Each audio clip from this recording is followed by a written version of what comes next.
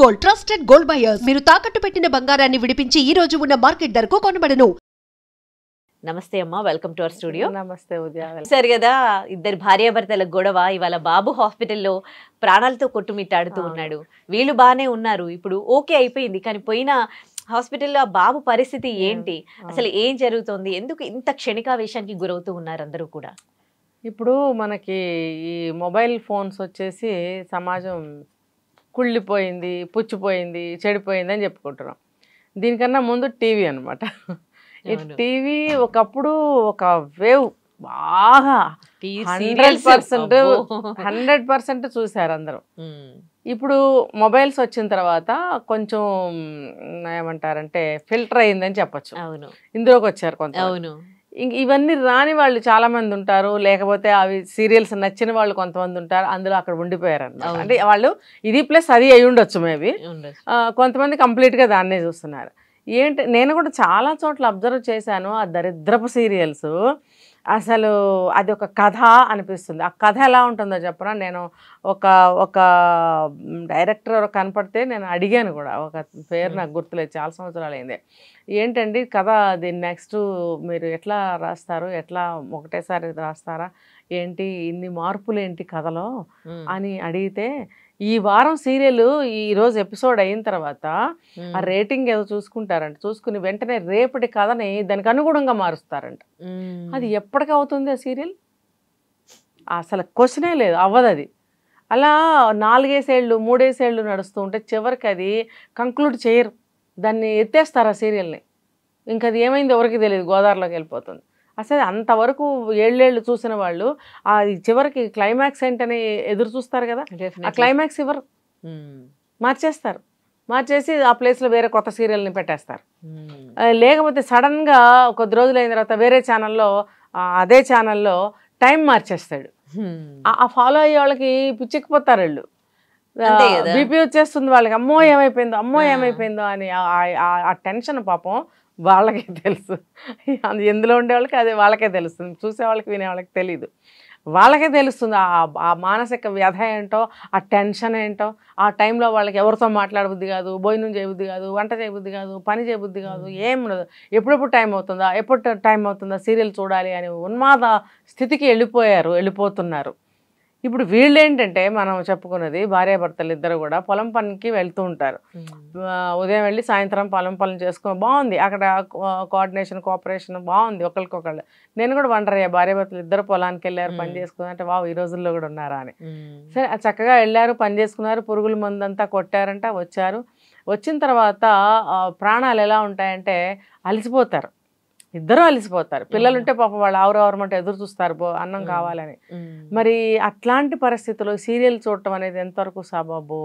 అది ఈ రోజు ఒక్కటే కాదు, వాడు ప్రతిరోజు చూస్తుందిగా, చూడబట్టే ఇవాళ కూడా ఫాలో కోసం కూర్చుంది, నిన్నటిది ఏమైందో అని కూర్చుంది. అయితే అతను ఏం చేశాడు, ఆకలి అవుతుంది తొందరగా అన్నం పెట్టిన సహజంగా మగవాళ్ళు అంటారు కదా, పెడుతున్నా అంటే పోయేది కదా. ఇప్పుడు టీవీ సౌండ్ అనేది వినిపిస్తూనే ఉంటుంది, నువ్వు ఆ మాటలు వింటూ వెళ్ళి రెడీ చేయొచ్చు కదా. తనేముంది, అలసిపోయినందువల్లనో ఆ బిట్ మిస్ అవుతామనో బ్రేక్ వచ్చినప్పుడు పెడతాను అందట. అంటే అతను అడగటము బాగానే ఉంది, ఈవిడ సమాధానం చెప్పడం కూడా పర్లేదు, కొంచెం సబబుగానే ఉంది అనిపించింది. నేను పెట్టను, సీరియల్ అయ్యే వరకు పెట్టను అని అనలేదు. బ్రేక్ ఎవ్రీ 5 మినిట్స్కో 10 మినిట్స్కో వస్తుంది కదా, ఆ 5 మినిట్స్ లోపలే ఇతనికి బాగా కోపం వచ్చింది. ఆ కోపం ఇవాళది కాదు, గత కొన్నాళ్ళ నుంచి ఉందన్నమాట. ఆ సీరియల్ ఎప్పుడు స్టార్ట్ అయిందో, ఎన్ని సీరియల్స్ చూస్తుందో మనకు తెలియదు, అతనికి తెలుసు కదా. ఇంకొకటి ఏంటంటే, గత ఒక నెల రోజుల నుంచి వాళ్ళిద్దరి మధ్యన మాటలు సరిగ్గా లేవు. ఇప్పుడు ఆ పొలానికైతే వెళ్ళొస్తున్నారు, ఆ పని తప్పదు కాబట్టి, ఇంట్లో అయితే మాట్లాడుకోవట్లేదు.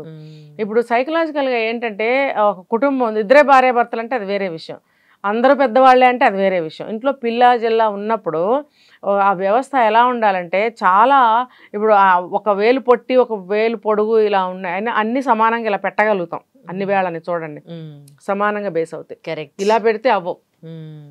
పిల్ల మేక పెద్ద చిన్న అందరూ ఉన్నప్పుడు కూడా ఫ్యామిలీని ఇలా బ్యాలెన్స్గా తీసుకుంటూ వెళ్ళాలి. అది రానప్పుడు గొడవలు అవుతాయి అన్నమాట. ఇప్పుడు చిన్న పిల్లలు ఉన్నారు ఇంట్లో, నువ్వు పొలం పనికి వెళ్ళొచ్చు, నువ్వు కూడా అలసిపోయావు, చక్కగా వంట చేయాలి, పెట్టాలి, తర్వాత ఆ టైంకి ఉన్న సీరియల్ని నువ్వు ఫాలో అవ్వు. కానీ ఈ పని పాటలు ఉన్న టైంలో వచ్చే సీరియల్ నువ్వు చూడడం ఎందుకు? ఒకటి చెప్పిన మగవాళ్ళకి మందు ఎట్లాగో ఇప్పుడు ఆ టైంలో వచ్చి నువ్వు తాగడం ఎందుకు, నువ్వు తాగుకుంటూ కూర్చోవడం ఎందుకు? సరే తన్నే హెల్ప్ నువ్వు అడగ, నువ్వు కూడా ఇద్దరు వెళ్ళేసి వచ్చారు, ఇద్దరు ఈక్వల్ గా చేయొచ్చు కదా.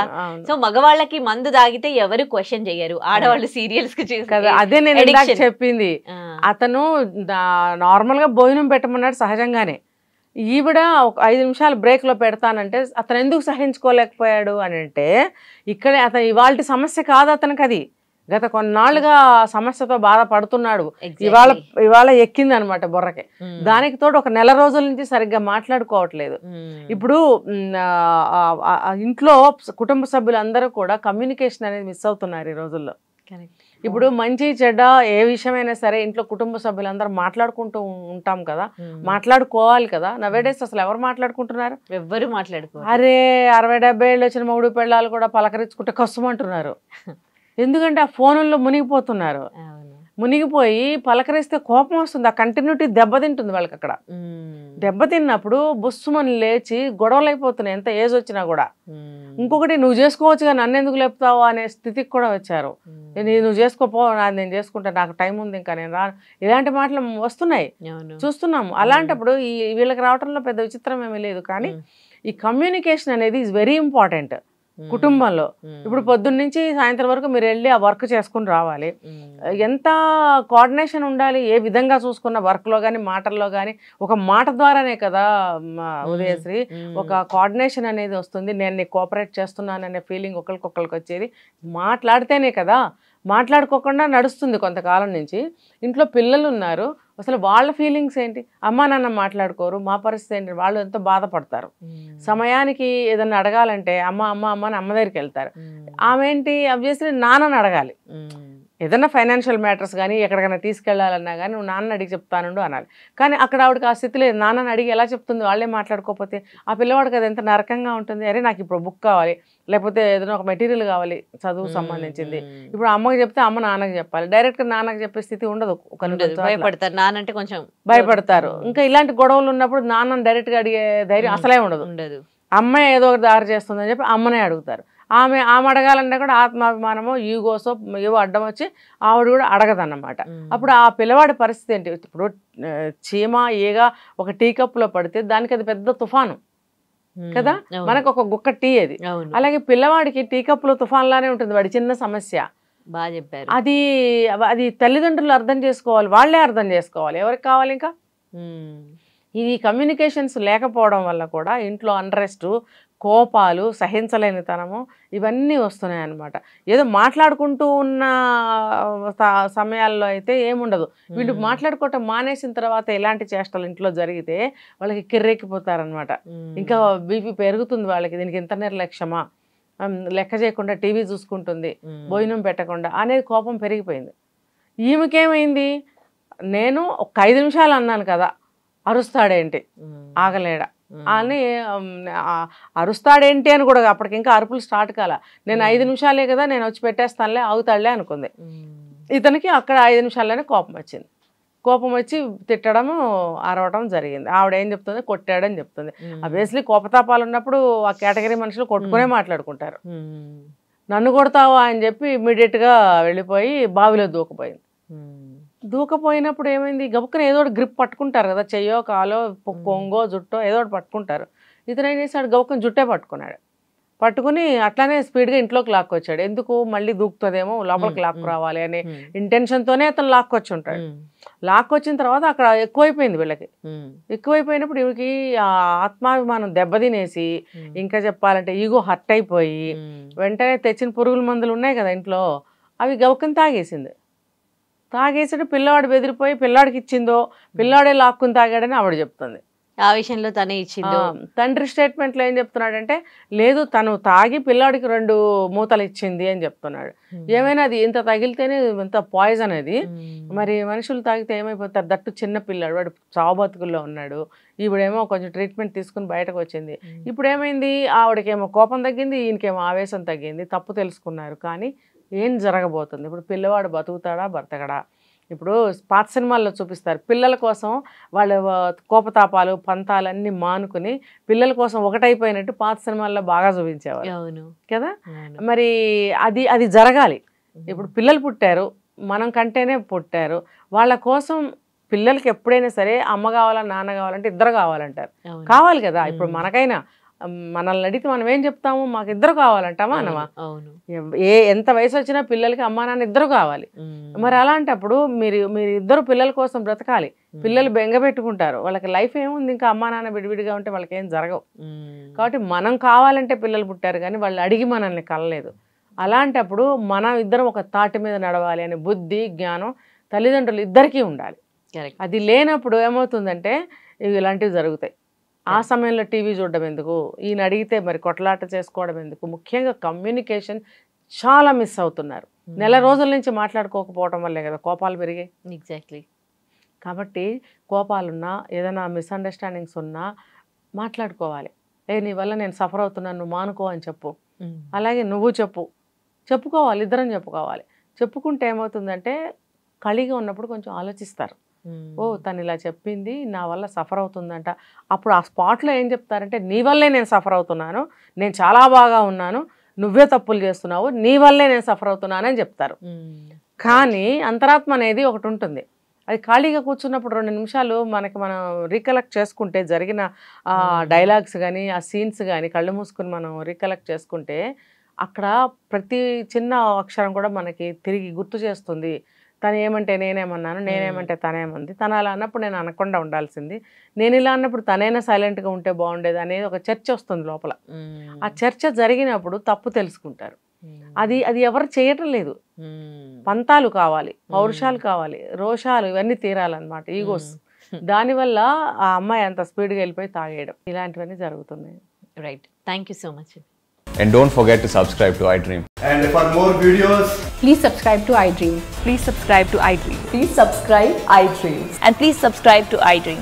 For more videos, subscribe to iDream. please like, share and subscribe to the channel. Congratulations, iDream. Subscribe to iDream.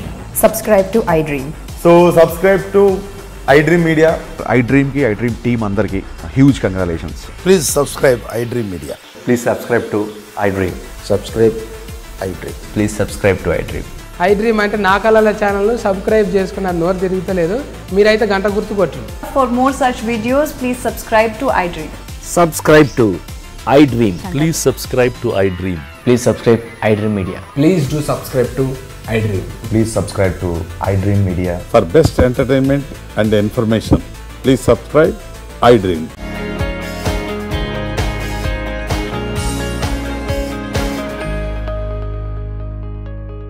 And for more videos, Please subscribe to iDream. Please subscribe to iDream. Please subscribe iDream. And please subscribe to iDream. For more videos, subscribe to iDream. please like, share and subscribe to the channel. Congratulations, iDream. Subscribe to iDream. Subscribe to iDream. So subscribe to iDream Media. iDream ki iDream team andarki huge congratulations. Please subscribe iDream Media. Please subscribe to iDream. Subscribe iDream. Please subscribe to iDream. iDream అంటే నా కళల ఛానల్ను subscribe చేసుకున్న నోరు తిరుగుతలేదు, మీరైతే గంట గుర్తు కొట్టండి. For more such videos, please subscribe to iDream. Subscribe to iDream. Please subscribe to iDream. Please subscribe iDream Media. Please do subscribe to iDream. Please subscribe to iDream Media. For best entertainment and information, please subscribe iDream. And don't forget to subscribe to iDream.